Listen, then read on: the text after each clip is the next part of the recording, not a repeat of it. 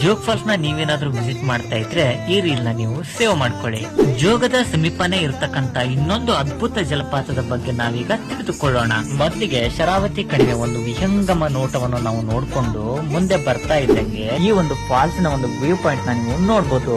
ವಾ, ಏನ್ ಗುರು, ಸ್ವರ್ಗನೇ ಕಣ್ ಮುಂದಿದೆ. ಇಲ್ಲಿಂದ ಮುಂದೆ ಹೋಗ್ತಾ ಇದ್ದಂಗೆ ನಮಗೆ ಫಾಲ್ಸ್ ನ ಒಂದು ಪಾರ್ಕಿಂಗ್ ಪಾಯಿಂಟ್ ಸಿಗತ್ತೆ.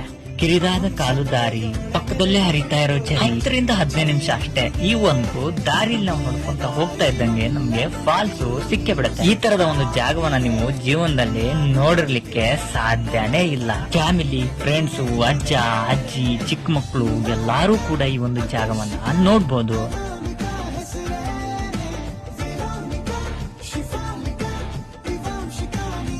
ನೀವೇನಾದ್ರೂ ಈ ಫಾಲ್ಸ್ ನ ಆಲ್ರೆಡಿ ನೋಡಿದ್ರೆ ಈ ಒಂದು ಫಾಲ್ಸ್ ನ ಹೆಸರನ್ನ ಕಮೆಂಟ್ ಮಾಡಿ. ಇದೇ ರೀತಿ ಹೆಚ್ಚಿನ ವಿಡಿಯೋಗೋಸ್ಕರ ಫಾಲೋ ಮಾಡಿ. ನಿಮ್ಮಷ್ಟೇ ತೊಳಿಪಿರಲ್ಲ.